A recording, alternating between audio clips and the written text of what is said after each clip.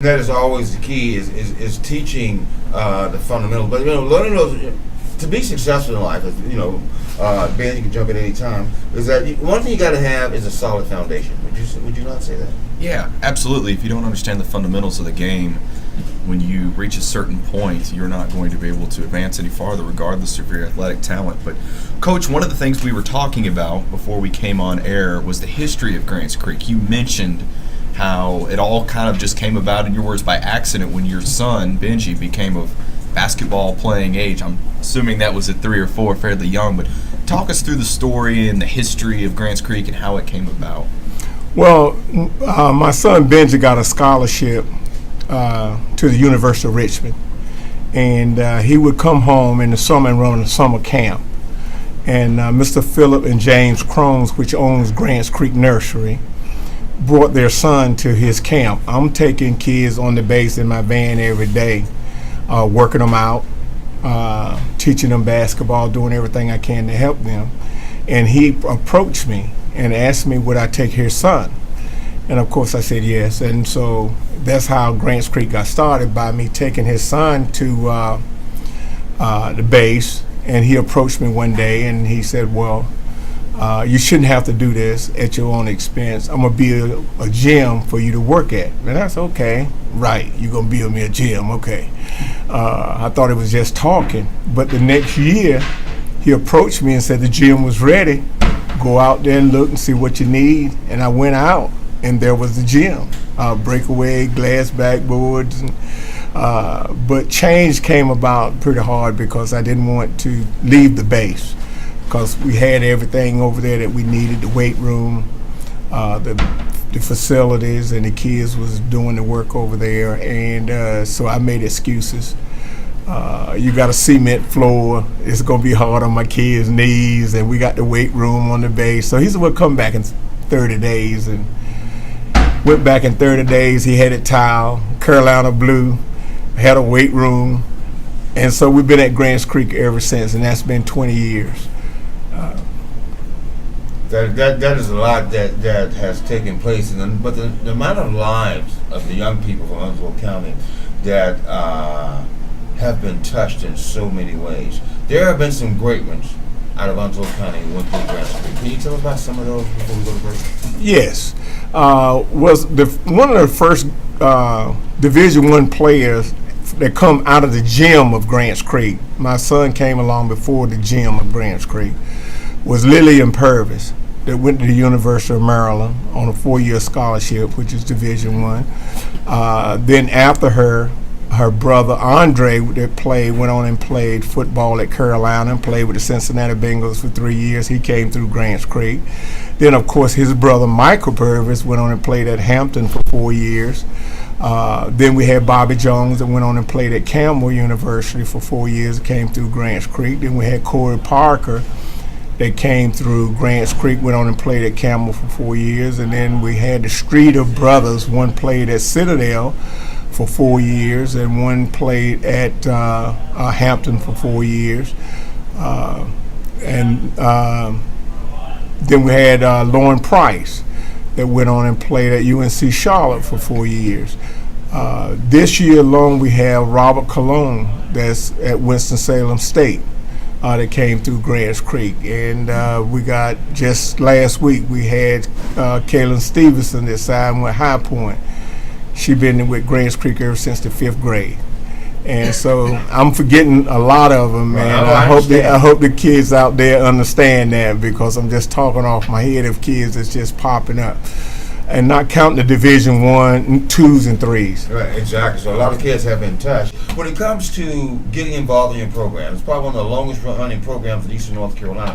How do people in Onslow County that want to excel in basketball and have those opportunities? I mean, I've known, having mine also go through Grants Creek, that's now playing tennis. But in any event, is the fact that I saw many of them that would come home during the summer from various colleges all over Eastern North Carolina and work with the young girls. I remember when Kayla Stevens came in the 5th grade and how they were like big sistering her and that right. Sort of thing, and making it's like a family type area for learning basketball and learning the keys of life. But one thing you always said was do the work. So how do people get in touch with you so they can do the work?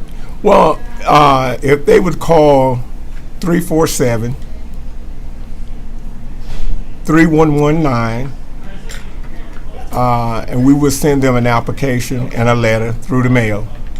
And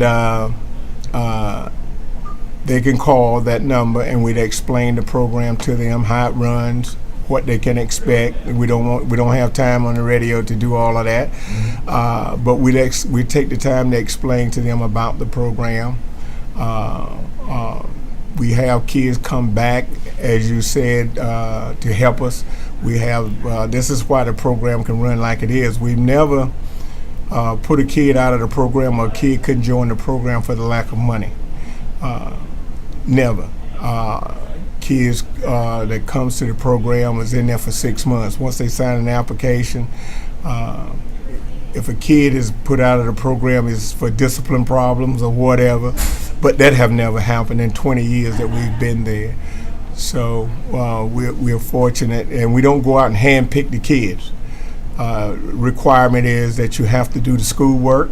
Your grades have to be where they're at, and we've not always had good students, but before they leave, they're good students. And that's one of the good things about the Grants Creek program. And that is outstanding, and that is definitely how you build that solid foundation.